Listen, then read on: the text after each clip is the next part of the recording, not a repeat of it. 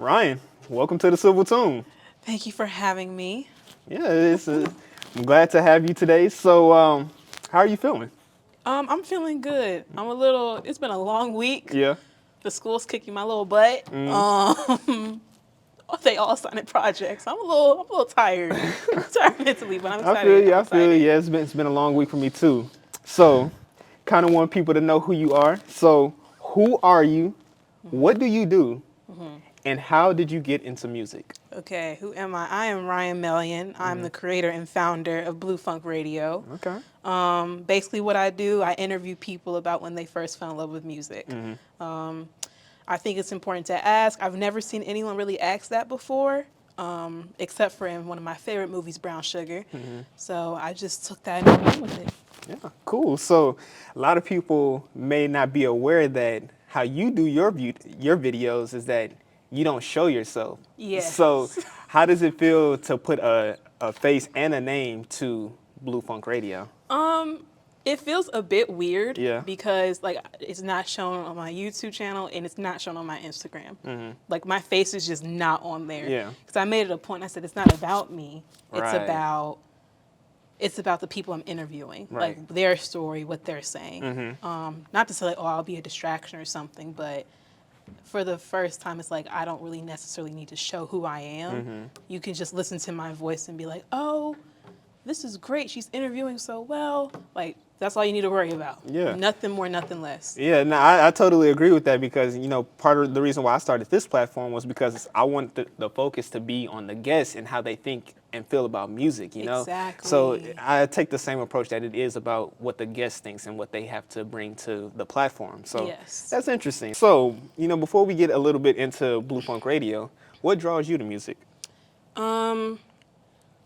I'll say this. I remember the first time I ever fell in love with music. I was in the car with my dad, and 143 by Music Soul Child came on.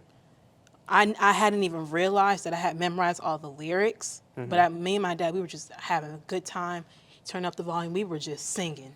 We were just singing our hearts out. And I really like music. Right. And of course, like it just went away from my head for a while. Of course, I listened to stuff, mostly what my parents played, but I would get into whatever I would hear. I was like, oh, I like that beat. I'm gonna keep up with that song or something like that. But I think I've always just really been into music, especially growing up in the church, gospel music constantly. Your Right. parents put you in choir. Yeah, yeah. Okay, so I've just always had a love for it. I can't think of a time where I really was like, oh, I don't want to listen. No, I'll listen. You have a new song? Play it. Right. I mean, it's very interesting because I remember some of my earliest memories, like there's songs attached to it, right? And like you said, connecting with your father, that's how I used to ride around my grandma a lot while my mom was in school and working and stuff like that. And she like really was a big influence on me as far as like music and connecting with it and staying up with it and stuff like that. I built a very close connection with my grandma because of the music that she played. And it's funny that you'll be listening to a song that's not of your era and your dad or whoever in your family is like, how you know that song? I'm Literally. like, What you know about that? exactly. Well, I don't know. Maybe because you played it 50, 11 times. Exactly. Just a thought. Just a thought. Like I can't like the song or something, bro. So it's Exactly. funny, man. Like and melodies really speak to me.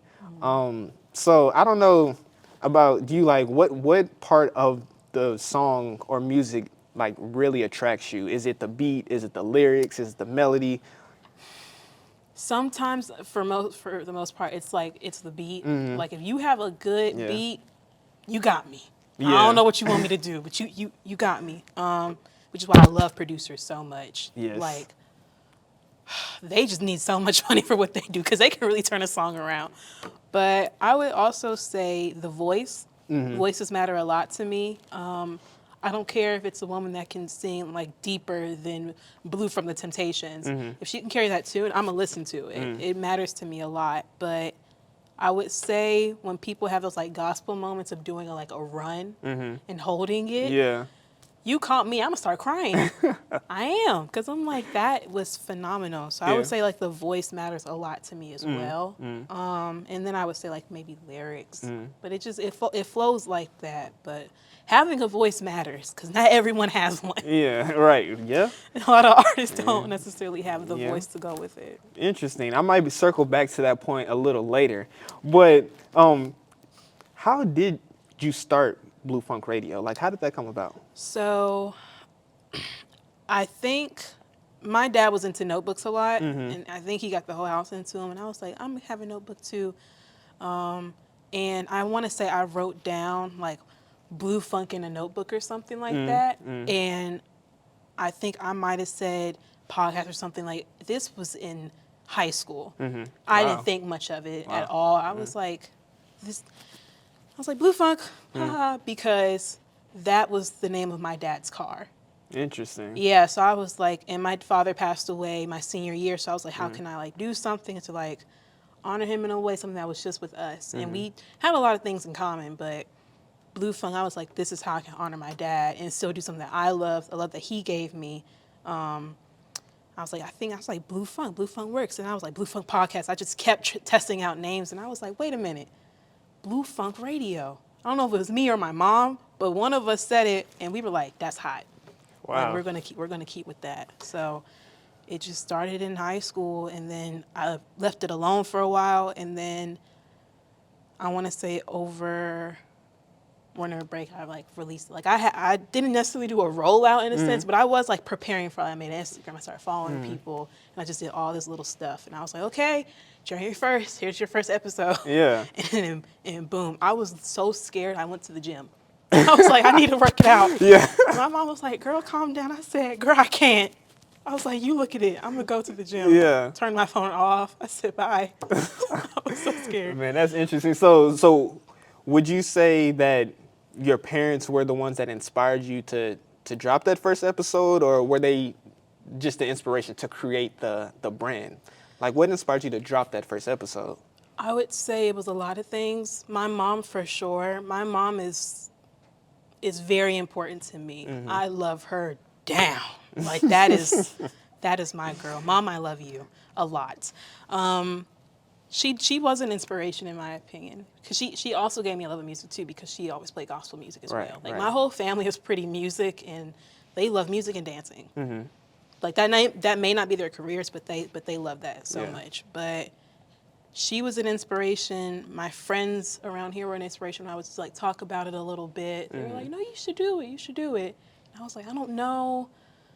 Like, I was like, because I know how I am. It's like, if I'm about this, I need to be about it. Like, this is not something I dilly-dally with. Like, this is actually something I'm trying to, like, I want this to kind of take off in a sense. And so I waited and waited because I was like, this doesn't feel serious. And then finally I was like, you know what? I think I am serious about it. I got one of my friends. I said, hey, I want to interview you because I know you feel about music. I sat down. I was editing weeks. I was like, okay, I got to work on it little by little. And finally it just happened. So it definitely took a village to make this thing happen, for sure, because I needed the motivation. It couldn't just be up to me. So I need the people I love to be like back me up in a sense. Because I'm like, if it's just me, yeah, I could do it, but I need a push sometimes. Right. Because I always want things to be perfect. I'm like, no, that looks bad. I can't put it out. And they're like, Ryan, shut up. It's good. Go. I was like, okay. And you know, I'm somewhat of a perfectionist too. I think it kind of just comes with the territory. Like, you just feel this pressure to have everything right, to have everything perfect, every little detail. But, you know, when you look at some of your favorite brands or some of your favorite people who've done work that you really admire, they have to start somewhere, you know? Yeah, and you know what? We can't see it, but there are probably mess ups right there.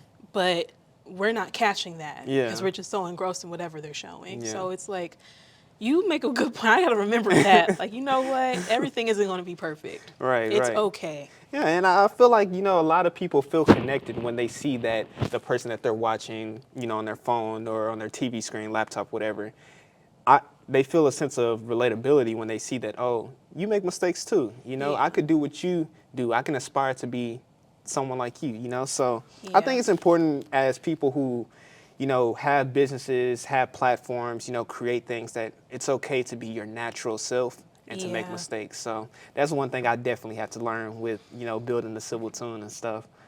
But so where do you plan to take Blue Funk Radio? Hopefully, I have a couple of different ideas. Truth be told, Don't give them out, but kind of oh, give us a well, I would love for Blue Funk to be picked up and a radio okay. station being like, hey, you know what? I want your segment to be on our radio show. I'd be Wow. like, wow, okay, thank you. I would love for that to happen. Or I don't know, Spotify sees me or Apple. Somebody's Yeah. just like, you know what? I like her creativity. I like what she's doing. I want to bring her on. Amazon Music, even. I have no idea. But I want to share with the world about people's love of music because that is something that connects all of us. Everyone has a song that makes them cry, makes them happy, makes them dance. Everyone has a memory with a song. So I feel like why not just interview the people that, like, you don't have to really be a musician to talk about why you love music. Exactly. Yeah. It's for everybody, Yeah. and I just want to share that story, and I feel like it doesn't happen too often. Like, of course, interview artists and things of that nature, but why can't I interview an accountant about why he loves music or why she loves music? Exactly, yes. And I kind of take the same approach. Now, granted, the last couple of guests that I've had on have, worked with an instrument or Yeah. written music or something, but music is something that connects everybody, in my opinion. And, that accountant may have a totally different perspective on music than Yes. the person who plays the saxophone, Yes. So I think it's important to have everybody's opinion on music. Because we all together help shape what we listen to and the messages that we like to consume, So the way that you kind of organize Blue Funk Radio, it's like a radio station, but there is like a podcasting element to it. Yes, in my perfect world, like I said, it'd be picked up by like a radio station, and then I'd be able to bring on guests. I can talk to them, and then I'd be the one in control of what music would play, like for those 30 minutes to an hour. Interesting. Yeah, that in a way is like a dream of mine because I wake up and I won't listen to the same genre I listened to yesterday. I'll be like, Aretha Franklin today. The next day could be Flo Milli. I don't know. Yeah. It just depends. But I would love to do that. Because I never forgot I told my mom, I was like, why don't they play the internet on the radio? Or like Steve Lacy or No Name or all these other people. I'm like, that's so weird to me. Because I got into Smino and No Name like in Saba, like that was my holy trinity for a while. Yeah. I was like, yes, they're doing it again. I was like, why don't they play them on the radio? And so it would be like my thing to play those types of artists. Yeah. That like, they have traction, of course, but they're not having like radio type traction. Yeah, right. I feel like everyone should listen to them because my mom doesn't necessarily listen to the music I listen to. I started playing it, like Cleo Soul or Kali Uchis. She was like, oh, I like this.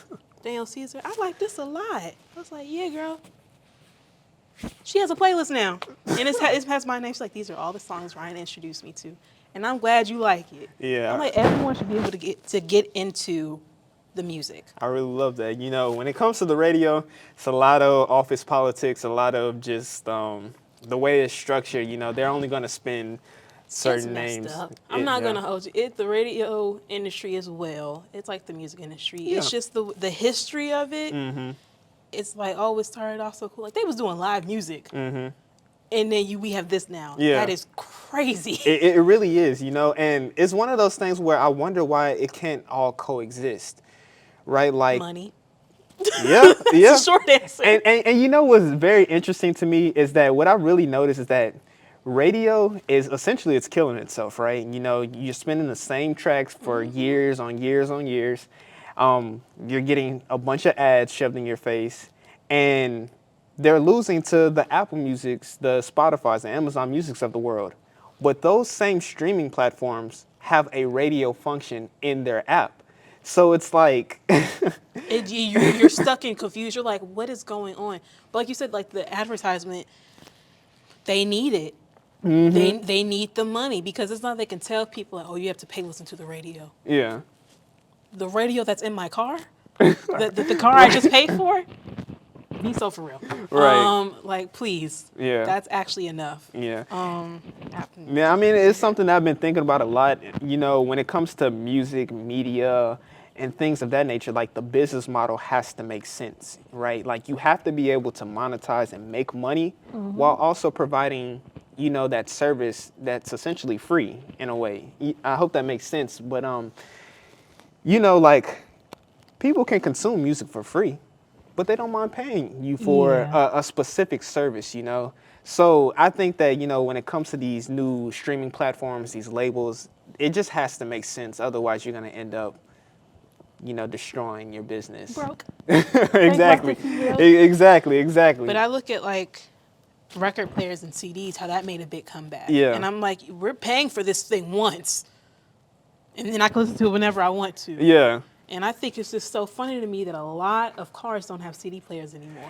I was literally talking to a friend about this, and it's that like you're basically with the getting rid of CDs and stuff like that, you basically just gave a monopoly to Spotify, Apple Music, and Amazon Music, Literally. right? And then what happens if their servers go down? You Or, stuck. or exactly, or all their music catalog gets wiped. You're literally done. Because I went to Frank Ocean's one day because I was like, I want to listen to Pink and White. I was like, why isn't it loading? Why isn't it loading? I was like, what am I supposed to do? I have Channel Orange on CD. I have Blonde on vinyl. I'm going to play it right there. Yeah. I'm good. Yeah. But it's just, but you're right though. Like, they took away like your hard copy basically. And you're like, no, you don't need it. In a way, they just said, gotcha, bitch. We still having records and CDs and cassettes. Like, Yep. don't worry about it. We're Yeah. good. And it's CDs and vinyls and cassettes. They're so very important in my opinion. Like, they keep music alive in a way. Because I will always say it on a record. You hear the music more. Yes. I don't know what it is. I don't know what science they got behind that, but you just hear it so much better for some reason. Yeah. You can really hear that person's voice speak through those speakers, and you're like, whoa. Yeah. You know, it's similar to like reading a book on your phone or an audio book versus reading a paperback book. You know, Yep. it's a different feel. And, you know, essentially you're dealing with sound waves, right? And you know, I haven't done the research or any studies on it, but I'm pretty sure that, you know, it distorts in a way. Like I know when I make music, you know, because I have my own studio and record everything on my own, what you hear in the actual software that you're recording music, and then when you know, bounce it and turn it into an MP3 file, it changes. And then you have to then put that into a mastering software, or you can, you know, master it by hand. It goes through so much. Exactly. And everything, it's like it's getting filtered and Exactly. filtered and filtered. It's not necessarily raw anymore. Exactly, yeah. It's like, no, it's been cooked. And here you go. It's literally just like that. And I Yeah. think that's why I think it's crazy people don't like live music. I'm like, what do you mean? Yeah. It's being delivered to you how they intended it to be. Exactly. You know, and man, that's one thing that I've been kind of noticing too is that so let me ask this as a question. Do you feel like live music is coming back, or do you feel like live music is being taken away? That is a tough question for multiple reasons. Live music is missed, but I feel like some people may not want to keep doing it. I don't know what it is. I truly don't, because I just, like today, I just saw Jill Scott perform He Loves Me, and it was live. It was beautiful. Like she could probably do like 10,000 different versions of that song. The way she starts it out and keeps it going. But you have to ask yourself, who's performing like that though? Like, it's not like Beyonce or something, but it was still like an intimate live performance. Who's still doing intimate live performances? Yeah. Everyone wants to be, they want to do it big. Yeah. And I'm like, that's not always necessary. I think about Steve Lacy and his concerts. That was a hot mess. Yeah. Granted, I will say he had some points. I would be mad too if people kept throwing stuff on my stage when I'm trying to perform, but the pandemic, people don't know concert etiquette anymore. Yeah, for 'cause sure. A lot of his fans right now were so young. I was like, have y'all ever been to a concert? Like, I know you've been to like a school assembly. Like, you know how to act. It's almost the same way. Right. but it's just hard. I want live music to keep going. I think a lot of people are doing it, but like, are they doing it well? Like, Right. are you doing it from your heart, not just because of the check that's coming with it? But like, are you actually like trying to do this? Yeah, and I personally feel like it's the problem with the commercialized success of music.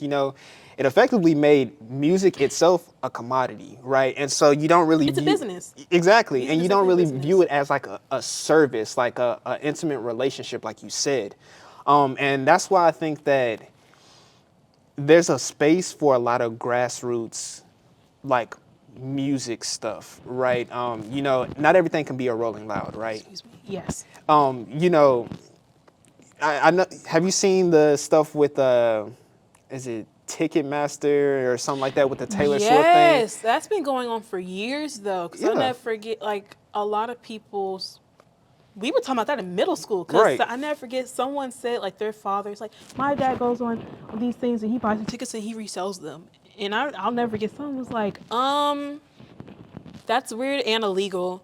I was like, I'm not thinking anything of it. I'm like, oh, I didn't know that. Yeah, I never done it before. But I was like, I didn't know it was illegal. yeah, And I didn't think it was weird at first either, but because I'm in middle school, all I right. care about is Dork Diaries and recess. Yeah, I don't care too much, but it just kept. I guess I got older and I was noticing stuff. I was like, oh, y'all are going to hell, y'all. Because Steve Lacy tickets were like $50, a little less. right. Yeah, They've resold them for $262. yeah. Die in the fiery pits of hell. I'm so sorry, but I'm being so honest right now. Like, you are terrible. Like, I'm a college student. I ain't got that much money. I just want to see a performer I like, a singer I Yeah. like. Like, come on. Yeah. Why you gotta hate me? And you know what's crazy is that like a lot of people want to sit here and focus on the resale aspect of it, right? And that's you're kind of letting the market decide. Like when it comes to Taylor Swift, of course they're going to be super expensive, right? When it comes to certain underground artists, because of the brand that they built, of course it's going to be a little bit more expensive to get it secondhand. What I've had a huge issue with, in particular with trying to go to a Playboy Cardi concert for my birthday, was that it says one price, right? You purchase a ticket, then you end up realizing that, oh, they just tacked on $20, $50 to process it. And then now you're paying well Yes. over what you thought it was. And then, That tax that they'd be like, oh, because you got the ticket online, we're gonna actually put another $5. And then like the one time we had to print a ticket and it cost. see, it's crazy. And, people don't focus on that side of the business. And then, God forbid anything happens to the artist, they have to cancel, they have to reschedule. Then they just hold your money. They don't give you a or not a discount. They don't give you a refund or anything until weeks later. Like with the whole concert that I was trying to go to, they were like, yeah, we're going to refund the money after we figure some things out. Playboy Cardi did a whole tour around the country Before you get your money back? before I even got the money, before they even said, hey, we're going to give you your money back. Then I finally get the money back, and it's like, it was just a very just tough experience, and there's a lot of friction in it, and That's annoying. it kind of turned me off from using that service to go to concerts, So I think that there's, multiple sides of that issue that people need to pay attention to and take a little bit less heat off the resellers. Because if the service that's being provided, from the first, the first vendor that you're dealing with, if that was taken care of, the resale would kind of calm down a little bit, It would. I think both of them are wrong in my opinion. Yeah, Because y'all as a ticket community, business, get it together. Right. It should never be that hard. And there should be other areas I can go to get these tickets. And I'm like, Yeah. oh, I can use this site because I know it's good. You're not a good website. Someone's probably about to take my information right now. They Which I'm like, can we not? Like, what happened to privacy? right, They're right. like, you lost that. It's like, as soon as iPhone came out, I think all privacy was just Yeah, lost. they were like, you accepted the terms, and it's like, well, you didn't really give me an option. That's my dad. He worked in IT, so he would always be like, read the contract. And I was like, you gonna read it for me? Because I don't know what they're saying. Yeah. I don't speak IT. Yeah, legalese, right? And going back to that original point, I don't like this table. it's all good. Going back to that original point of, the whole grassroots intimate thing, there just needs to be a different business model when it comes to hosting some of these, smaller artists or even some of these bigger artists. A lot of underground artists that I've seen, they're having trouble even getting their first show. It's ridiculous.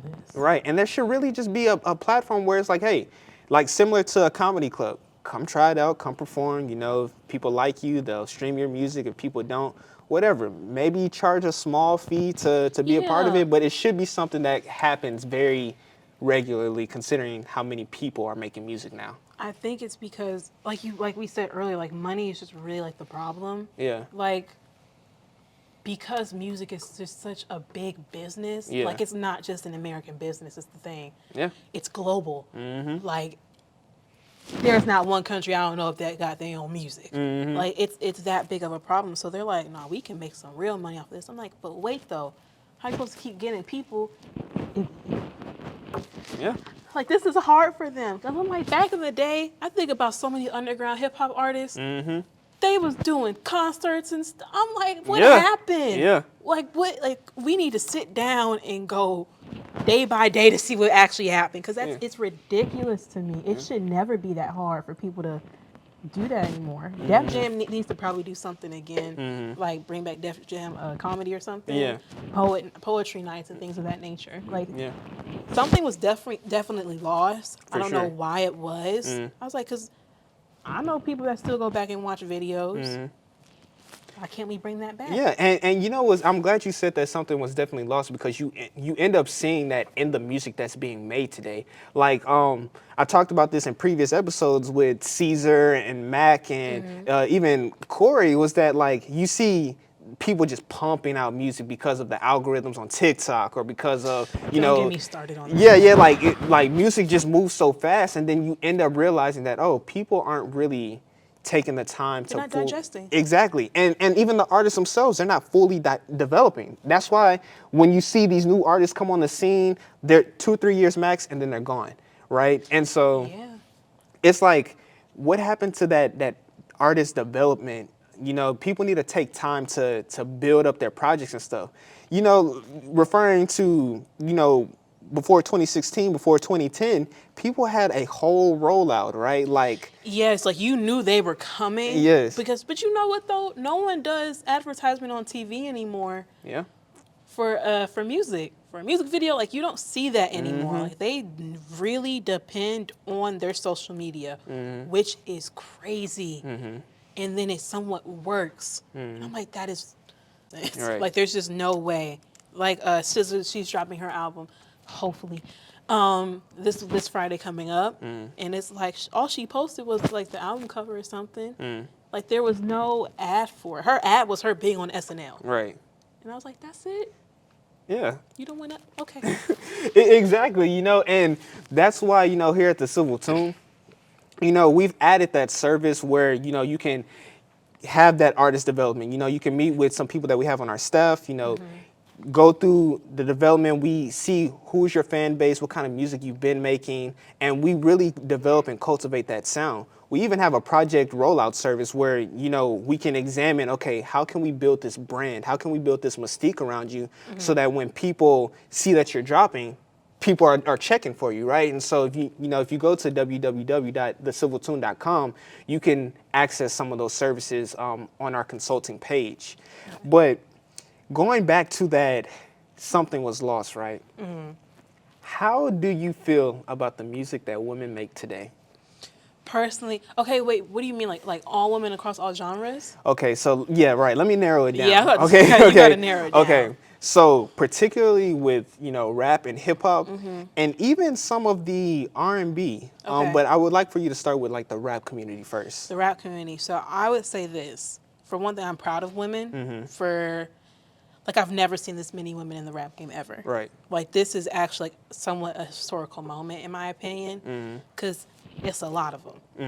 Like it's not just Queen Latifah and Lil Kim and like no. Yeah. It's a whole lot of them, and it's nice to see because for so long, like I know how I am. I love listening to rap music, hip hop especially. Like like Trap Called Quest, like that era of music. I love listening to that. But it's nice to see women take on a genre in today's time and rap with that aggression in their voice. They like, I don't give a fuck. I'm just rap how I want to. Like I've been hearing like how they're rapping right now. I've been hearing people talk like that since I was young. And the fact that now they're like, I'm gonna rap about it and I'm gonna get popular. You go ahead, girl. Like I'm gonna stand by and support 110%. Like I look at Megan, I love her story, and she just happens to rap really, really well. I love Flo Milli. That's an incredible rapper. Doechii, incredible rapper. Monaleo, incredible rapper. And she can sing too. Okay. She has some of that. Yeah. You know what? I think that's the thing that probably makes it different from like guy rappers, like to women rappers. Some of those women can sing. Like I know people say Doja Cat's a rapper, but she can sing.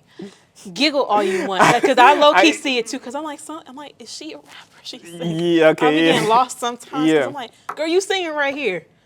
But then she'll rap a little bit too. So I was like, I don't know. Then you have to ask your question nowadays: what is rap music? Yeah. It's like, because the definition is rhythm and poetry. Are they rhyming and is it the poet? Yeah. Well, then they got it. Yeah, well, and I think that we definitely need to kind of redefine that. And, that's also another thing that we're working on at the Civil Tune is what are these genres and what makes a genre, right? And so, we're still looking into that. But, so to kind of get a little bit more precise, right? Now, shout out to Sha Rock, one of the first woman MC, right? She had a different message with her lyrics, right? Lauryn Hill, that's another person who wrote music and had a totally different message, right? Yep. Now, when you get into the Lil Kims and the Nicki Minaj and Cardi B and all the newer rappers, right? They start to have a different message, right? And now you are seeing more of a more sexually liberated style of music. Yes. How do you feel about that as a woman to see that most of the messaging that you're getting from these women is about sex? Personally, I see no problem with it. Talk about what you want to talk about. I think for so long, because you have to look at the history of all these things. Right. Women couldn't have a credit card on a home in the 1920s for a very long time. So for women to say, you know what, I'm going to talk about this and I don't give a fuck who hears. Okay. I'm glad. Did you make your million? All right, that's amazing. I think it's important for women to express exactly how they feel, because it's like, why should I have to mute myself to make you feel more comfortable? Right. Men for so long are able to talk about how they want to fuck a chick, Yeah. how they want to do all this shit. I'm like, okay, but did they come? Oop, no. You have women basically in songs telling you what they want you to do.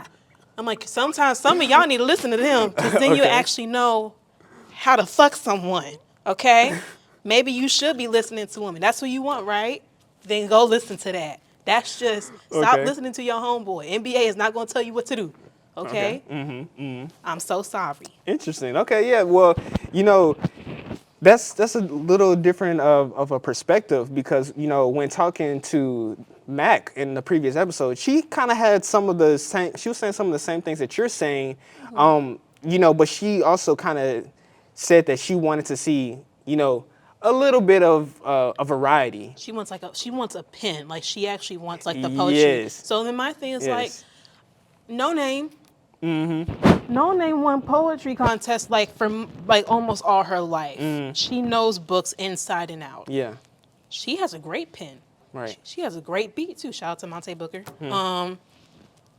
She knows what she's doing. There are artists like that. Like Doechii, she in her song Stressed, she talked about some important shit. So did Megan Thee Stallion. Yeah. So did all these. So there are people, but my thing is, the public, y'all need to go out and search for these women as well. Like Monaleo got pushed because of her songs, and some girl heard and she was like, you know what, I like this. I like how she's saying this and whatnot. I'm gonna keep listening to her. Glorilla, that's a good rapper. She got something in her. I don't know what it is. Yeah, yeah. Shout out to you, girl. But she has something within her. But people need to actively go out and search for music. Some people just don't do that. They depend on TikTok and other platforms to give them that. Sometimes you have to do the research yourself to get there. Yeah. I had to discover some of these people on my own, and then you keep branching out, and you just see like this big pool, and you're like, whoa. Yeah. Let me swing to each end and see what I can find. Yeah, and you definitely bring up a pretty good point where, like, you know, you got to do a little bit of the research, but I think it does fall back on some of the media companies and some of these labels where it's like, hey, you're pushing all of these different artists and stuff like that, but they all seem to have a certain narrative, right? And, you know, with a lot of these media companies, they're not talking about the different types of music that women in particular are making, right? You see, oh, this is what Megan Thee Stallion did last week. Oh, Cardi B said something about the City Girls. And it's like, okay, I know that there's a lane for the gossip and stuff like that, but let's push some of these, you know, let's kind of do the work for them as, you know, Blue Funk Radio and the Civil Tune. Let's go find these women that have these different messages and let's showcase them and you know what they can do. Yeah. So I think it is like a balance that needs to be achieved here.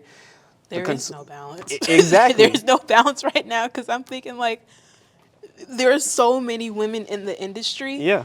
But of course, only certain types are going to get pushed out. Yeah. That's just how it's always been. I think about J-Lo. That woman can't sing. What did Fat Joe? He was like, we need a Latina woman because we need to show that it's all inclusive. Find one that can sing. What you? Right. You didn't have a single thought running through your head. Right. I can already tell. That woman should stay an actress. That's your lane, baby. Stay with that, because you can't sing. But it's just all about how people are being pushed, and some people aren't being pushed. I'll never forget. It's a song. I don't know if it's "Church" by De La Soul or. Oh, De La Soul. Okay. Love De La Soul, but it's I can't remember what it is, but they were basically saying, they were like, hip hop is the only industry like where you don't have to love it and you can make money. Yeah. Same thing with rap. You don't have to love it. You can make money from it, and then you keep going about your day. There are so many people, not just women, but like everyone, that love music so much, and some of them are really good, but they won't get pushed because they don't fit a certain image. Yes. Rap looks like something now. Right. And if you don't fit that, you're not getting in. That's why I look at Rico Nasty. Yes. She did something huge. She mixed two genres and she did something incredible with it. She doesn't have a the rap look necessarily. She changed it. And there have been women doing that for so long. Queen Latifah did it. Lil' Kim definitely did it with how she looks. She was all about sex. She was a sex figure, basically. And she kept it. She was like, I'm not going to be in the background being a little dancer. Right. I'm going to be up front and I'm going to be rapping. So you have all these, like, it's just what's about being pushed. Yeah. And it's easier for a guy to get pushed out, especially if you look the part. They basically just say, here's your million. We fuck up, you have to owe us, but we still have your back, though. Yeah. And, you know, that's why it's very important that the work that you're doing at Blue Funk Radio of showcasing the people who actually love music, right? You know, we need to realign ourselves. We need to bring the focus back to what really makes the industry work, right? And I like that point that you had about Rico Nasty blending those two genres, right? I think that what we're seeing today is that being that the rap community, the hip hop community is the way that it is, and people, specifically the people who created it, which are Black people, they're seeing that something's being taken away, right? Which is why you're seeing a lot of these artists starting to blend genres. They're starting to mix the rap element with this rock and stuff, right? They're innovating and pushing the line to show you, hey, like, you already did this to this genre, right? We're going to make something new to tell you, hey, we're not messing with how that's being. You can't push us out. Yeah. You can't control what the grassroots is making, right? And so it is something that I think people should pay attention to with, some of their favorite artists, some of these new artists that's coming up. They're doing something totally different. And that's when it goes back to that conversation that we were having earlier about what is rap music? What are these genres? How are they being classified? Because what's happening now, it's a fusion, it's a blend. So it's not really one or the other. Yeah, they're making subgenres. Like Right. they're just like, because on my Spotify rap it said R&B, alternative R&B. I was like, it's crazy because that is a genre of music, which is like crazy to think about. Because R&B is just R&B, All right. but now there's alt R&B. And I'm like, What makes it all, right? Like, exactly. Because when I think alternative, I'm like a Men I Trust type. I'm like, okay, that's alternative music. It's like an alternative and indie kind of. Yeah. There are just so many groups. Yeah. Which is why, like my group, Phony People, I love them. They don't really have a genre. They have a sound. But they don't have a genre. Yeah. They said, what's going to make us happy and what sounds good? Let's stick with that. And that's it. And they do a good job at it. So it's like, I used to hate genres. I used to hate it because I'm like, why do we love to categorize stuff? Yeah. Why? Yeah. Why can't I be? feel you. Yeah, just be. Just be. and that's why, like, if you start, and this is what I've been doing personally, is like I've been going back into the history and looking at music, right? And how do these genres come about? And a lot of it is just the movement, right? So, for example, you have the New York drill, right? Now, it's a movement, and you know it when you hear it, right? Now, it's, if you get down to the very like minutia of, the song and how the beat is structured and stuff like that, I'm pretty sure you can find a certain like similarity or some differences or something. But you know the sound when you hear it. It may not sound exactly what you think of when you first hear New York drill, but you know that, hey, this song that sounds a little bit different is still within this movement. And so I think that, if we're going to redefine what these genres are, we're going to categorize them differently in a way that makes sense, we should look at the movement first rather than, oh, you rhyme two words together, this is rap. Oh, you're singing, this is whatever. Oh, you're popular, this is pop music, Which is crazy because Yeah. if we did go by that, then rap artists would be in pop music because it's popular. Yeah, yeah. What? Like, please try again. Right, right. Absolutely not. So, kind of going off of the conversation that we had about women and the music and stuff that they make, did you see the stuff in the news about Sweetie and her having 2K, Yes. 2,000 sales first week? Yeah. I was confused. I didn't even know she was dropping. Okay. I was like, sweet. When did you say you were dropping something? Sweetie, what? In the most sincere way. I was like, what do you... I saw nothing. There was no rollout. I didn't even see ads. The fact that no one on TikTok was talking about it either. Like, granted, Sweetie is known, like, I don't really know people that much that listen to her, if I'm going to be honest. She has cute hits and stuff like that. But I was like, you know what? It still makes no sense to me that no one listened. It's like only 2,000? That's crazy. But once again, if you haven't been making music for a while, especially if you like, and you weren't even that big yet, like I think about SZA. SZA made one album, technically two, but she made like one like big album. It's been years, but she did singles though, and they were just so popular. And she's dropping an album, everyone's so excited. Sweetie just made music, maybe a single here and there. I didn't really see people talking about it that much though. And she drops an album. Yeah. Were your friends talking about it? Were there features on the album? Did the people on the features even talk about it? Where's your marketing team? Because Sweetie's known to have good marketing too. Like she did a whole like little luggage thing. That was great. How did no one know about this? Where's your marketing team now? Yeah. Because I didn't see anything, which is ridiculous. Yeah. It's like you had to really watch her social media. And I'm not doing that. Right. I got schoolwork. I can't, girl, I wish I could be, I can't do that. Yeah. I can't. Yeah. And so I kind of, looked into it just a tad bit, right? Now, I believe that, well, one, I think where she truly messed up, and messed up, maybe she kind of leveraged it a little bit, was that she dropped at first it was about like, oh, I'm dissing Quavo and Lil Baby because of the whole little debacle Oh. that she was having with them, right? But then, unfortunately, Takeoff passed away around the same time she dropped it. I think maybe the same day or like a day or so before. Oh. And so there was that aspect of it, right? And like you said, there wasn't really a, hey, Sweetie's dropping, like, check it out. Here's a single that's on the album. I didn't really see that, right? I see nothing. Exactly. Now, are you familiar with DJ Vlad? No. Okay. Is he from like Russia? He is from Russia. Okay, shout out to you.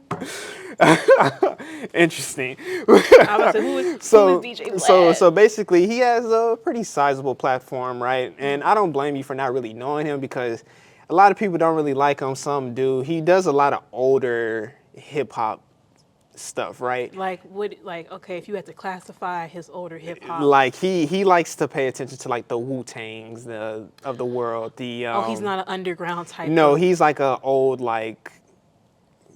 He's into that lane, if that makes sense. Okay. So, different. So he said basically he approached Sweetie's team or whatever. He had some people contact him, and he was trying to get an interview set up. Now the team said, "Oh no, we don't want to do an interview with them." Okay. Sweetie came out and said, "Hey, well, I want to do the interview." And she was like, I never turned anything down. And so Vlad was like, hey, like your team, whatever, they told me this. And that's why we didn't have it. But he also said it in a way where it's like, well, basically you only got 2,000 sales first week because you didn't come do my interview and stuff like that. He was just being petty. Yeah. So you were just mad that someone turned you down. Right. And so. Sorry. Do you think that these podcasting platforms, these media platforms have the power to push out music like that? Or do you think that because who she is, the music she makes, it was already going to kind of flop in a sense? Like, how do you think about that? I do think podcasts are powerful. I know it's crazy. I have a radio show. I don't really listen to podcasts. I don't. It's something about... I'm like, no, I don't really need to hear everyone's opinion. Right. I can get that on social media. I'm okay. But there is power in doing interviews. Yeah. Like, that's just known. Yeah. When a movie comes out, people do interviews. So it's like, she probably could have gotten a lot more traction because people do like Sweetie. It may not be for her music. She's a very beautiful woman. Like, anyone can see that. Right. So people probably would have given it a chance, but she did no interviews. A lot's not going to happen for you too much. You cannot solely depend on social media. Right. That's just, it's not going to work the way that you want it to. Yeah, you have to do some extra work behind it. Right. Yeah. So that's just how it's going to have to be. Now, that is one part of Well, why she... yes. Right, because I checked some of the songs on that album. I listened to them, and I was not very... impressed. Yeah, I was not very impressed, excited about the songs that she made. It was a lot of... Like, she rapped a lot about sneaky links and having sex and don't get me wrong, like, everybody, like, talks about sex and stuff like that. But when you make that the entire point of your album in 2022, I can see why it flopped. I honestly can really see why it flopped. It didn't really seem like she put a lot of time and effort and care into that project. That's true, but I think also in 2022, a lot of people don't necessarily want to make projects that have a whole bunch of meaning behind them. Some people just want to make a fun album. That's true. And I can't be mad at them for that because if we look at the history of like a bunch of artists, a lot of them aren't necessarily important. Yeah. So it's like, also like, I'm a woman's advocate in my opinion. Like, if a woman wants to make something that makes no sense, Okay, she has the freedom to do that. We didn't have that like 50, Yeah, 70 yeah, years yeah, ago. yeah. So,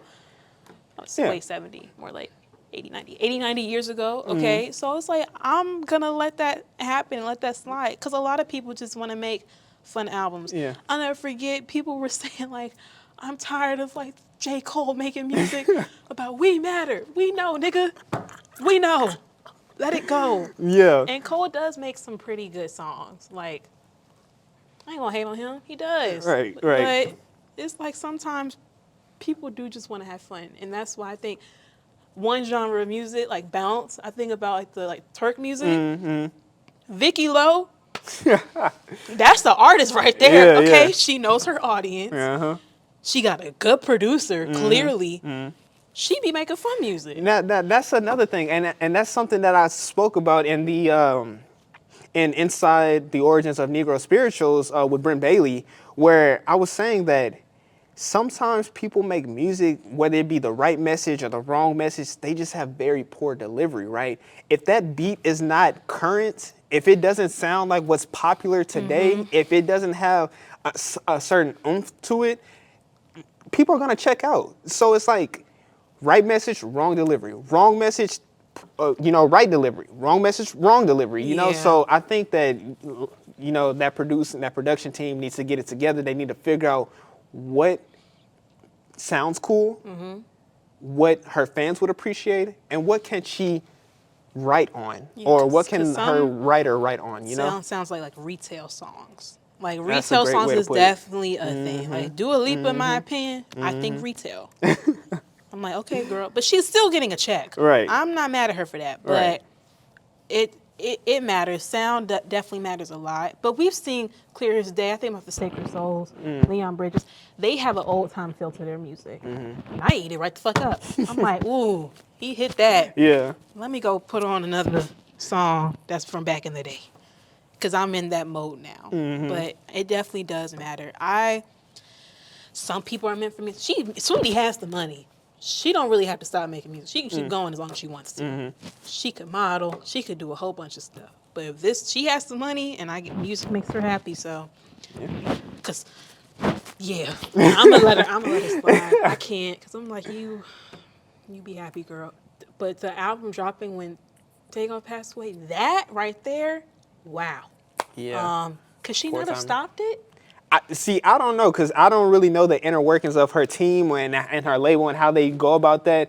But I definitely think that They could have stopped it, in my opinion. Because yeah. like that, because it's like, didn't Drake... No, someone stopped release of their album because Beyonce was dropping.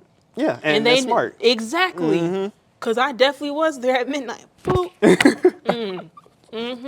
Right. You are that girl. Say Right. it again. I was not going to listen to anyone else's album. I yeah. was like, nope, I'm stuck. So that's nothing about the record business, but we get to that later. Yeah, I mean, well, actually, let's get You into wanna that talk now, about- okay. because that was a follow-up question. I was going to ask you, how do you feel, or what do you think about the state of the music industry as a whole, like the old world? Because there is a new world that's being made. There is definitely a new one. With these labels, right, it's like there's so much disconnect between what fans actually want and what they think is, good. Like, when it comes to rollouts and who should they feature and stuff like that, it's almost like there's a tight-knit circle and that they only like tap into the same playbook. They used the same 7 people, and they said, "Oh, this one gonna work because so and so." Can so and so do good on this one song though? Right. Like, sit and think about it. You answered okay. You had the wrong fucking answer. So we're gonna do it this way. It's just the music industry as a whole is just so corrupted. From even back in the day, to be completely honest, Yeah. because hip hop was such a powerhouse when it came out. It was almost impossible to stop that. It Yeah. didn't matter who someone shot or what. Yeah. That's powerful. It's like a government.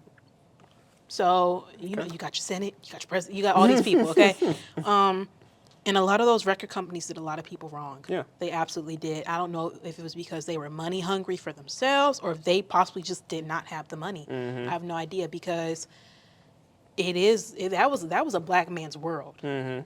Like, it was it was definitely for them. Like I said earlier, hip hop is one of the only industries that you can go into and not love it. Yeah. Like white people truly, they got in that thing and they said, yeah, let's turn it upside down, which is crazy. Yeah. I'm like, that was like our thing. I said, gotcha. I look at BET. That's not even black owned. I found that out. I said, are you for real? Yeah. Yeah. It's not. I was in shock when I found out. I Yeah. was like, this is crazy. But Yeah. It's unfortunate. that industry's bad. Look at Def Jam. They messed up. Diddy's just so sorry. Like, he deserves to be in that trash can. Like, it's crazy how everything, like, just happened. I didn't lie. He definitely does. Like, Diddy messed a lot of people up. I think about TLC. When they first started out, never forget that movie. They rolled up in these big black trucks, and they felt so proud. And they were like, ooh, who are y'all? Like, the janitors or something? Like, whoa. Relax. Yeah. Okay, but then record companies as well, because they give these contracts to these artists, it's basically like a loan. You have to make it back. Right. Which is why I think so many people are like, I'll say independent. Yeah. Because I need to keep my money, first of all. It may be a bit more expensive, but at least you know you own, like, you own your own self. Right. No one else owns you. So it's hard for a lot of people, I feel like. Yeah. I mean, and you know, like, a lot of these independent artists, they are independent to a certain extent, right? Now, I pay attention to the underground sound and stuff, right? And I'm noticing, you know, the Cash Dummies, the Baby Santanas, the BK the Ruler, right? Independent sound, independent everything. Recorded their own music, ripped a beat off of YouTube, paid the producer, whatever the case may be, and really built something. But then, label came calling, they gave me however many thousands or whatever, now I want to sign.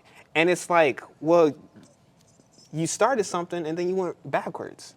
I think because, sadly, in this day and age, we see how much money really is worth, because we don't know what's going on. We only know so much about an artist, right? I think about this constantly. They're literally just a human. Yeah. Like, yeah, you make all this music and people know you, but you're still a human at the end of the day. Right. What do you have going on behind that persona? We don't Right. know how much you care about family, how much you care about friends. Who are you trying to help? Right. Because you went ahead and signed. And it's like, clearly you might have got exposed to something. You're like, I like that, I want that. This money here is going to help me get that. And that's what they ended up doing. So it's like, money talks. And money is helpful. Yeah. So I don't know, with an independent artist, they're like, I kind of need that. The only person I can think of that stuck, Chance the Rapper. I don't know if he didn't sign, did he? He's still independent? I'm not too sure. Okay. I need to look into that. But he was independent for a good while. He was for a very long time. Like, he stuck beside that. And he was still able to go on to SNL and do all this other business and stuff like that. So it's like, that's a great example. He could have had so much going on, but he said, I don't want it. I'm good just doing this on my own. But it's like with independent artists, though, when that money speaks, like, what are you going to do? Yeah. And sometimes it's like, I can't get mad at them, because I was like, I don't know what you have going on. So I'm going to be like, you know what, cool, you did your independent thing for a while. The only time I'm like, okay, you just messed up is when their sound changes completely. I'm like, you know what, you done got with these folk and they don't even care about you. And see, that's what I'm starting to notice right now. With the people that I mentioned, they still have a solid control over the music that they make. Okay. What I'm worried about is that they're going to start doing these features that don't really make sense, right?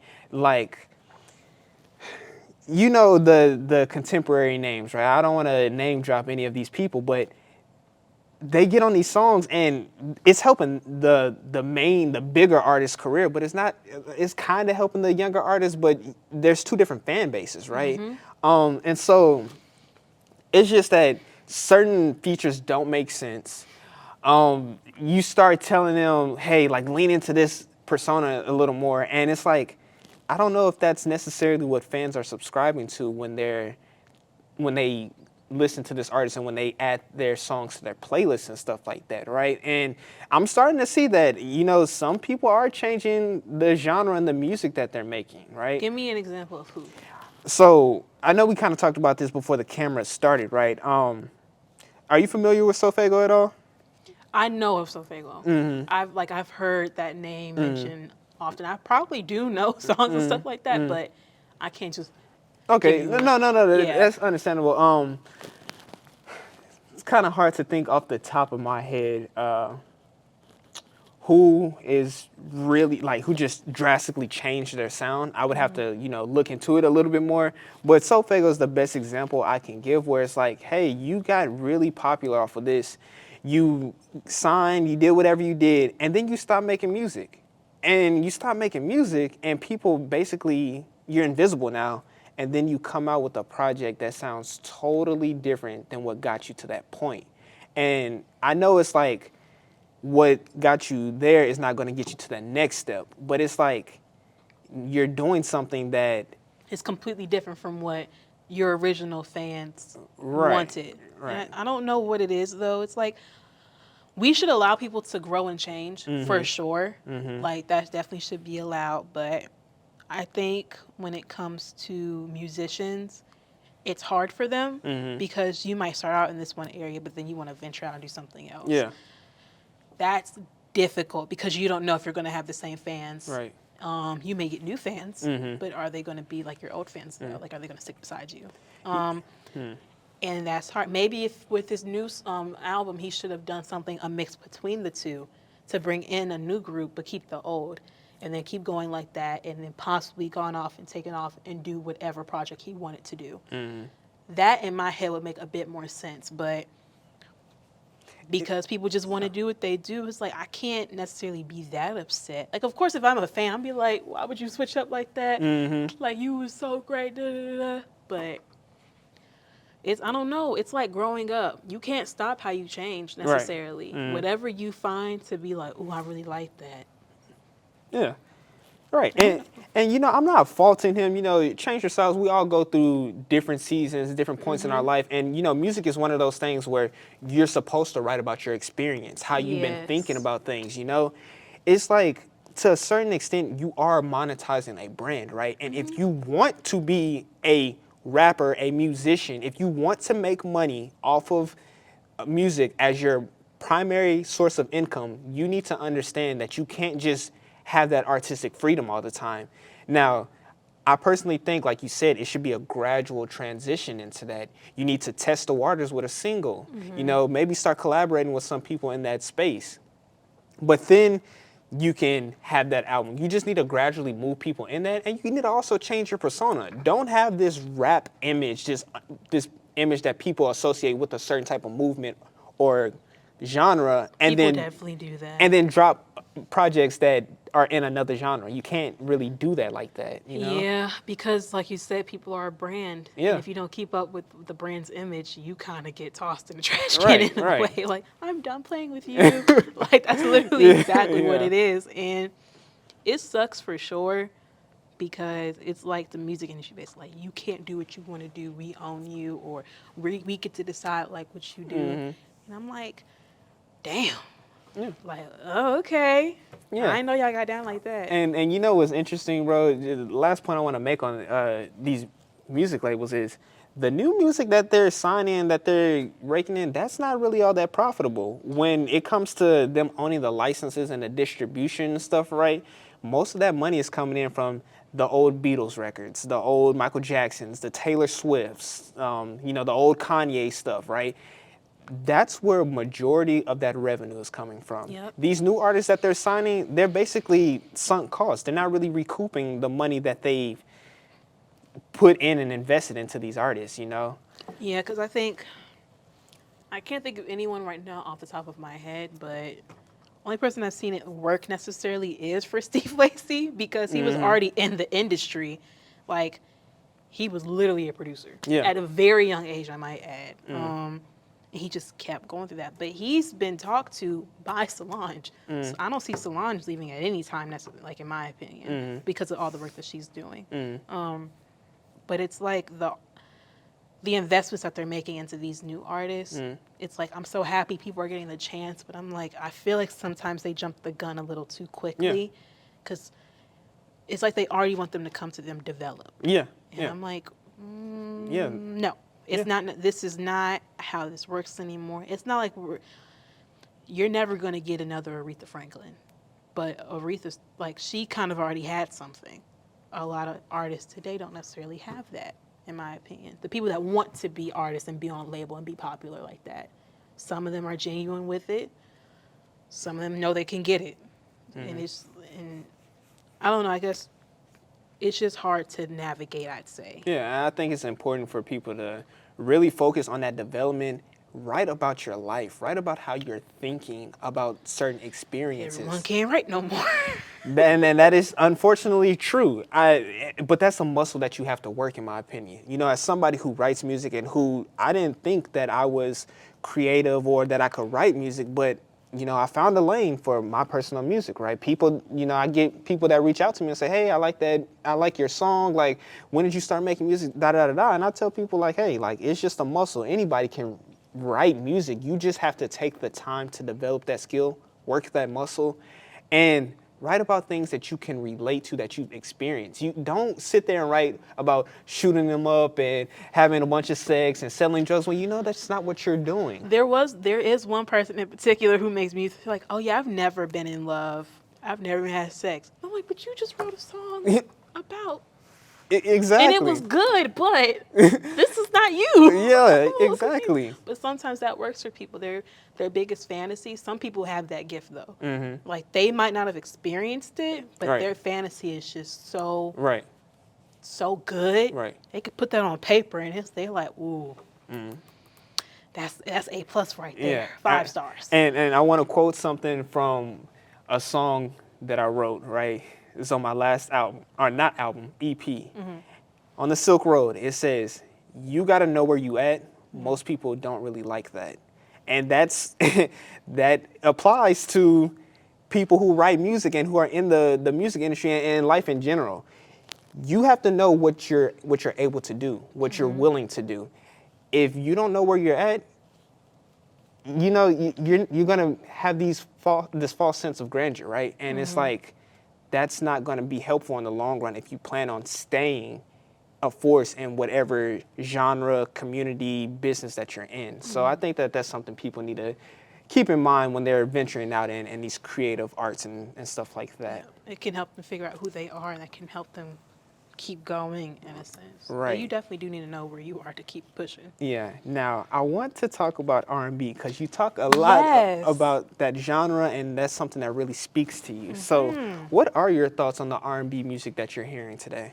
R&B music today, Yes. it's beautiful still, in my opinion. It's definitely there. I didn't even realize like how many new people are in there. Yeah. It's not really pushed like that as much as rap. It's not, okay? And I think I did it for one of my media classes. It was for our midterm. They were like, okay, podcasts are popular, so like pretend like to write a podcast. And I was like, oh, this is great. I was like, I kind of do this on my off time. It's gonna be easy. No, it was not. I had to think of a good topic. And I was like, okay, at first I said UK versus US R&B. That's been a popping topic on Twitter for like 4 years now. But I was like, wait, no, let's do, is R&B dying? Wow. Yeah, because I was like, okay, because a lot of people don't necessarily listen to R&B. Like, people don't talk about it as much. Right. Everyone's so in the rap game. And I'm gonna be honest, that's because of white people. They heard one person say, wow, golly, this, dancing in my boots. I need to listen to this. Harsh truth, harsh truth. It is. Once white people get into something, it just gets popular. Think about sneakers. Yeah. We saw that firsthand.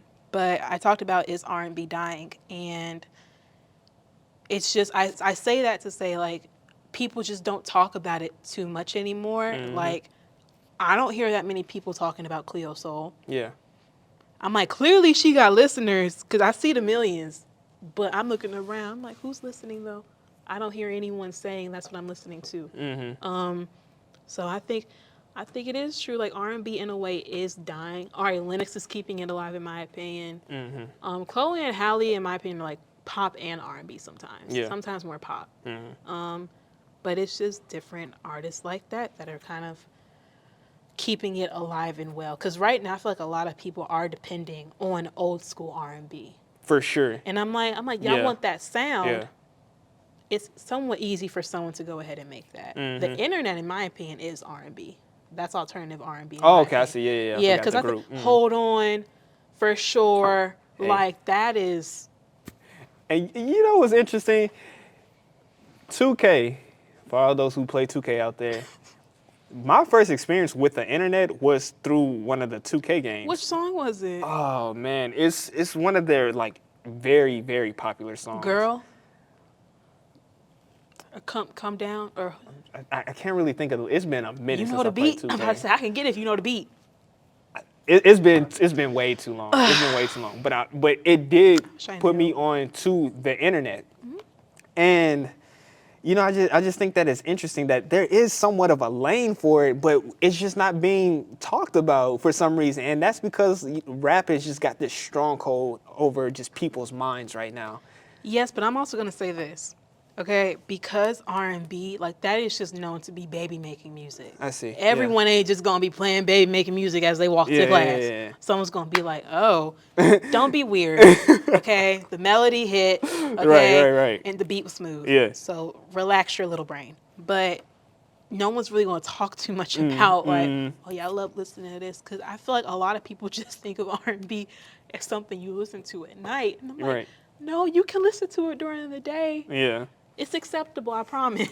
So that's what I think about, truthfully. Yeah. So In my opinion, you know, it's a very relaxing genre, and the melodies are in like, oh, I love the melodies. Like Neo, like I do rely more on the older oh R&B, yeah, I but listen to like Music Soul Child yeah, like my life depends on it. like Neo, like just some of the previous people that came before this new era that we're in post 2016 at least.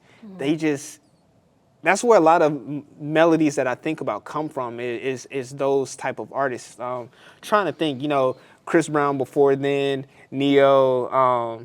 I like Usher. this. Yeah, Usher. I was listening to this one song before I came to do the podcast with you. You know the song After Party? Who's that? Ooh. Coffee Brown. Let me. I know who you're talking about, yes. Yeah. Oh, I love that song, man. Like, it sounds so good, but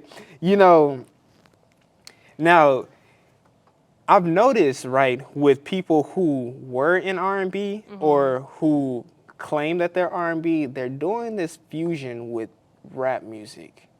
Have you seen that at all? I haven't. You got to give me like. Like a Tory Lanez, Chris Brown with some of his stuff. I'm gonna be honest. Brent Faiyaz, maybe he I does don't something listen like to that. Tory Lanez. It's Okay. not like Yeah, it's okay. I have my stance on him, but also I just don't think he's that good Yeah, personally. yeah. I'm like. Like it's really crickets for me. That's just Yeah. me personally. It's That is. But I was like, I don't really care Yeah. too much about that. Same with Chris Brown's. I have my stance on him. I just don't listen to him like that either. Yeah. He definitely was like when I was little. Absolutely. We had that CD in. We Yeah. were listening to him. Yeah. But it's like because of my music taste has grown. I feel like they make the same stuff. Exactly. And I'm like, you have no growth. Yeah. I don't know if you have something mentally going on, which he probably does, both of them. I'm like, you have something going on, so clearly it's just not working for you. Maybe it's time to retire. And that is okay. I feel like a lot of artists don't know when to really just be like, you know what? I've given all I could give. It's time for me to just go ahead and rest. Like Anita Baker, she put her voice to rest. She doing concerts now. That voice sounds just as good on a record. So you know what? She knew when to be like, let me rest up. Yeah. A lot of artists now, they just don't do that. I don't know if it's the fear of like a money thing. Maybe y'all didn't invest properly. But you don't have to keep going, I feel. I think it's one of those things where it's like people really love the attention that they get from being an artist. And I think that a lot, especially with these people who have these very legendary catalogs, they could just sit on the royalties and just, invest their attention into other things. I think, like you're right, some people need to know when to just hang it up. It's okay. You're still Yeah. going to be relevant because those catalogs that you produced that got you to that point are going to always be something that people hold as a very awesome just piece of music. Yes. Like some of y'all need to be like Lauryn Hill. She She had a lot of stuff going on, but she could just have one project and she is fine. She don't own none of it, but if she did, she cool. Like, she would really have to not worry about a single thing. But that stupid record company owns every single piece of that. I'd be feeling bad. Yeah. I'm like, girl, I'm so sorry.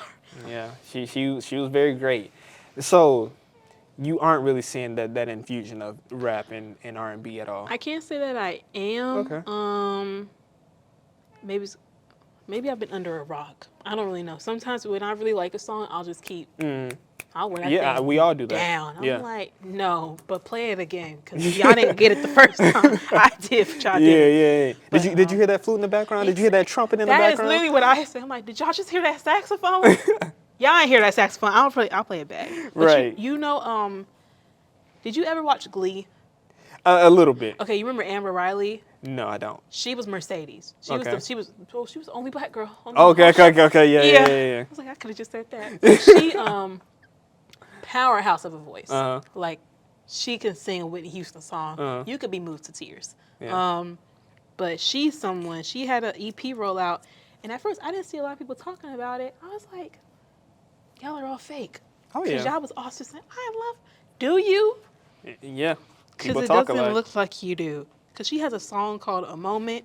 I was like, in my opinion, that is a gospel song. She didn't say God once, but that's a gospel song right there. That thing should. You need to just listen to her voice. Yes. And you'll be like, oh, okay. Interesting. And I'm glad you bring up the gospel part of it because I'm currently writing an article about Negro spirituals. We did a podcast about Negro spirituals. That's where the gospel, that's where the rock, the jazz, all that stuff originated from Negro spirituals. And those spirituals are, gospel songs, right? And so a lot of, what gives music that just life is that gospel aspect of it. A lot of great musicians come from out of the church when it comes to the instruments that they play or when it comes to just their voice. So I think people need to go back, do that research, check out the civil tune and the articles that we write about because we definitely highlight the origins of this music, right? Yeah. Now, in your opinion, what are some greats in R&B? Some greats. Who are the greats in R&B? Okay. Oh, that's a great question. Ooh. Just give me a couple. A couple. Would you consider neo soul R&B? Or is that its own lane? Or is it like a subgenre? Neo soul R&B. Neo soul, Jill Scott, Erykah Badu. Oh, I love Erykah Badu. D'Angelo.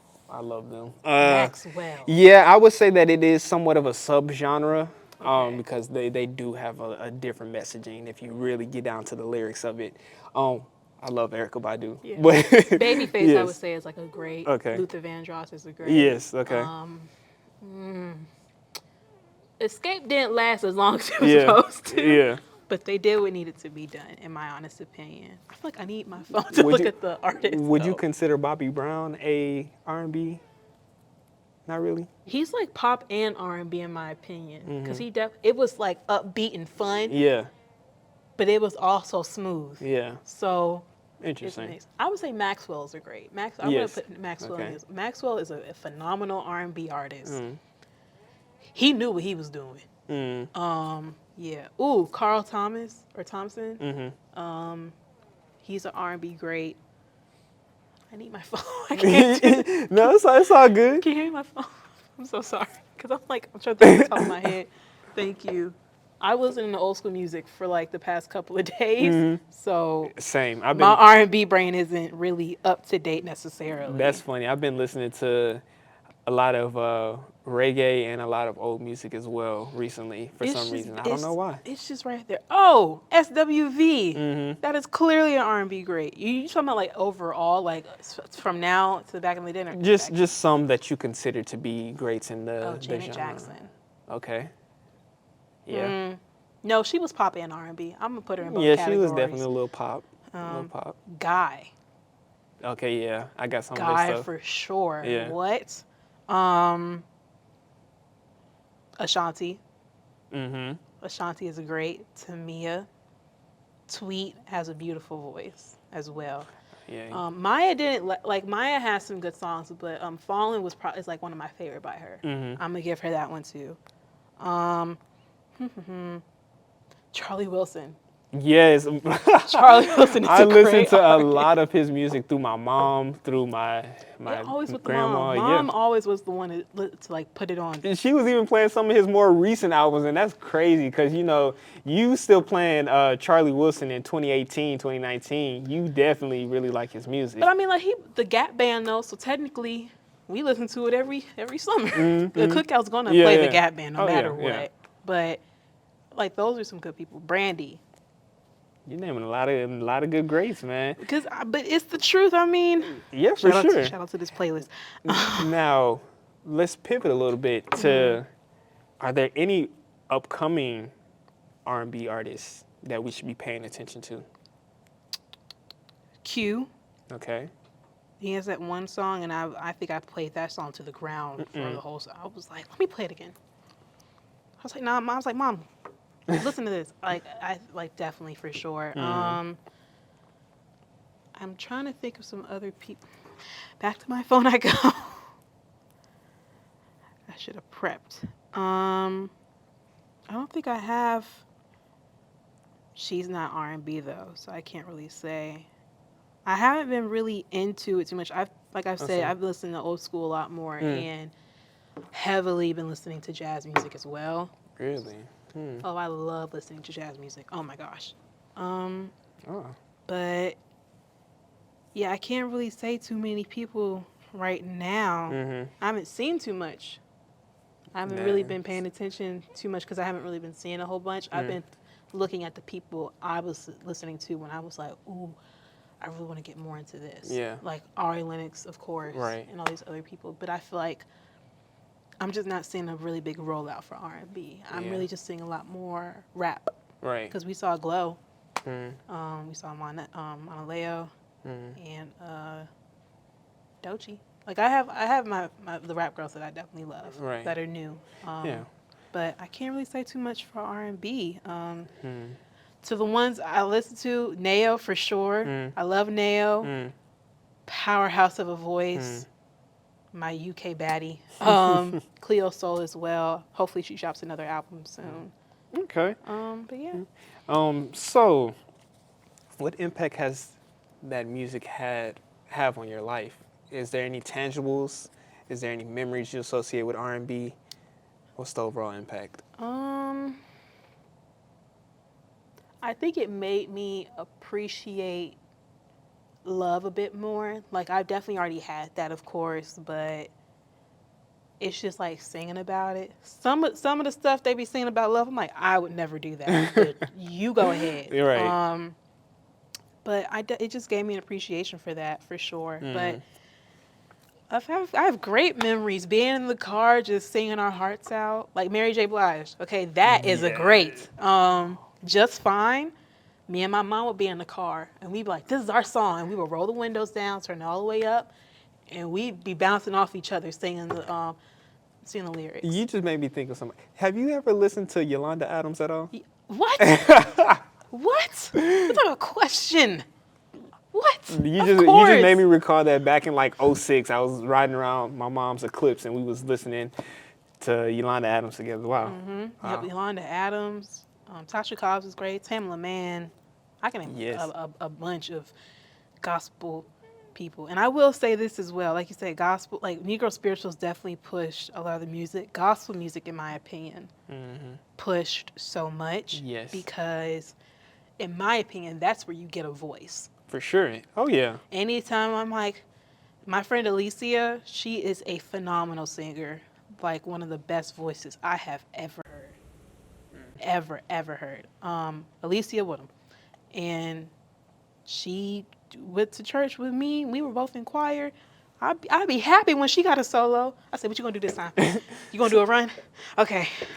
And I remember I started crying because of how good she was. Wow. Because it's something about gospel music when it plays. Like Daniel Caesar, yeah, he a hot mess, but he grew up in the church, and you can hear the church influence through the production and through his voice. If you have that ear, you're gonna hear it. And it's clear as day, because some of his songs just feel very fall at the altar, but not necessarily altar of God, more so the altar of whoever he's with.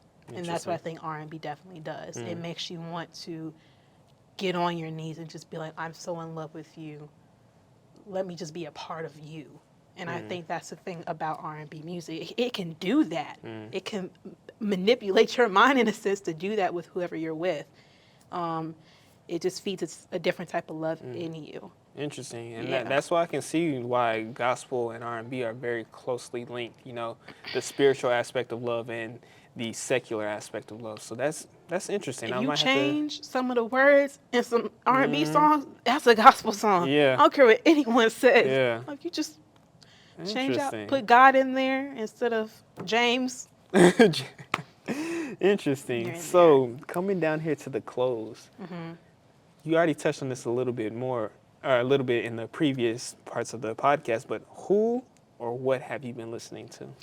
Okay, so I've been listening to Aretha Franklin this entire week. One Step Ahead, Daydreaming, Call Me, Ain't No Way. They've been on repeat. Tell It Like It Is has been on repeat. Tech It by Cafoon. That's the one song I always thank TikTok for. I was like, I don't know what type of crack they put in that song, but I can't stop listening to it. I listen to it, I think, almost every day since I first got introduced to it. It's just that good. What else? Robert Glasper. Listen to a lot of Robert Glasper. Sam Cooke. Who else? I think Sade. Okay. Let's do it. Oh, yeah. Yeah, John Legend.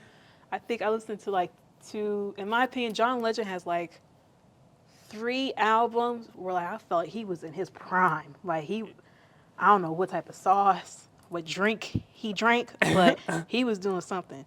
I don't like that he was talking about cheating as much as he was, but those were some good songs. Right. Green Light with Andre 3000. Iconic. Yes. Ordinary People. Iconic. Did he make the song Pretty Wings? That's Maxwell. Maxwell, okay. Maxwell, Got you. I'm getting my artists confused. Yeah, Jill Scott. I've listened to a lot of her. If anything, I'll be honest, I am definitely a neo soul girl. Yeah. I am. That's what my parents played the most. Like, Music Soul Child and Jill Scott. Those were the people in the house. And then they went through like a weird phase with like the OJs and the Temptations. Yeah. I was like, there's no reason I should know every single lyric at this little age. You'll hear the OJs and the Temptations come around because Christmas is coming up too. So it was before. I don't know what it was, but every time they did the dishes, Chip Ahoy would come on, and I'm like, again. You know, it's really their fault that I play music as often as I do because there's no reason for me to know. Like, did you know this song was about a dog, actually? Hey, music is a powerful tool. Now, is there anywhere that you want people to go to check out the work that you're doing? Do you want to direct any people to your stuff? Sure. You could follow me on Instagram at Blue Funk Radio. Also, you could go on YouTube, same thing, Blue Funk Radio. There's a SoundCloud as well. Everything is the same, Blue Funk Radio. So just look all over. I also have a TikTok page. For those of you that like to scroll, check that out as well. And yeah, email me. And let me read the actual email tag out. Sounds good. Yeah. I don't want to try to email anyone that you don't actually know. It's at bluefunk@gmail.com. Nice. Yes. Well, Ryan, thank you for being a part of the Civil Tune. Thank you for having me. This has been great. I'm so happy I got to talk about music. Yeah, awesome. Hopefully we'll have you back on the platform if you're willing. Yes, I would love to. Hopefully you could be on my platform. That'll be great as well. Talk about your music. Awesome, yeah. Yes. Alrighty. Thank you. Thank you.